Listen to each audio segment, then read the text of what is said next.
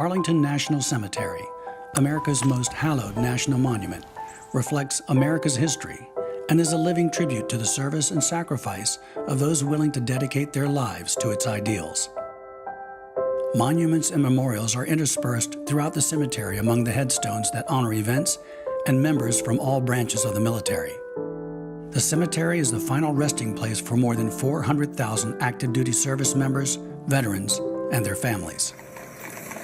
And though it is the nation's most famous burial ground, it was not the first national cemetery. The U.S. Soldiers and Airmen's Home National Cemetery in Washington, D.C. is named after the adjacent Armed Forces Retirement Home. Throughout its 160 years of operation, it has been known as the Military Asylum, Soldiers' Home, and U.S. Soldiers and Airmen's Home. In the months following the outbreak of the Civil War, many public buildings and churches were turned into makeshift hospitals.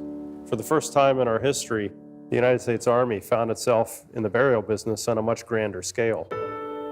Following the Battle of the First Bull Run, the commissioners of the United States Military Asylum offered 6 acres of land to the federal government to be used as a cemetery. President Lincoln, whose retreat from the White House was on the grounds of the asylum, would visit the cemetery and walk among the grave sites, pondering the great sacrifice those soldiers had made. A nurse at the asylum described how these somber echoes of war brought powerful emotions to those who visited or lived near the cemetery. She described the cemetery as a more sorrowful sight I have never seen. On May 13, 1864, the cemetery filled the capacity, and the Quartermaster General and Secretary of War turned their eyes across the river and saw the 1,100 acres of Arlington. On June 15, 1864, they set aside 200 acres to become Arlington National Cemetery. In the early days, it was not considered an honor to be buried at a national cemetery. It normally meant that your family could not afford the cost to embalm and transport your remains home.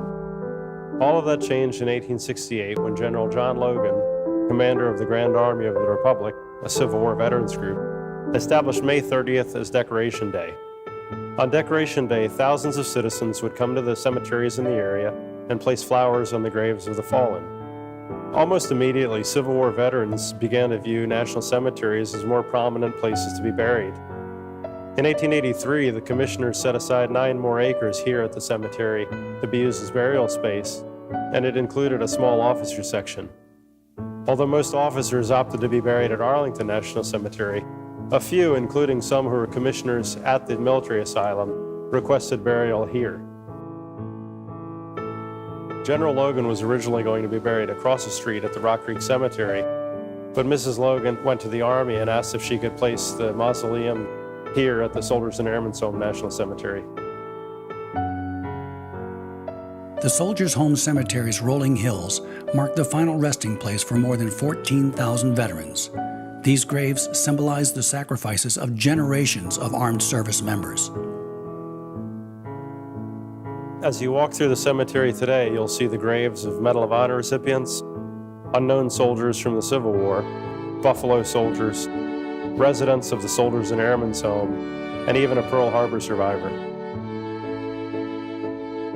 Visitors today can reflect and find meaning walking over the same grounds and seeing the same grave sites that Abraham Lincoln did 150 years ago.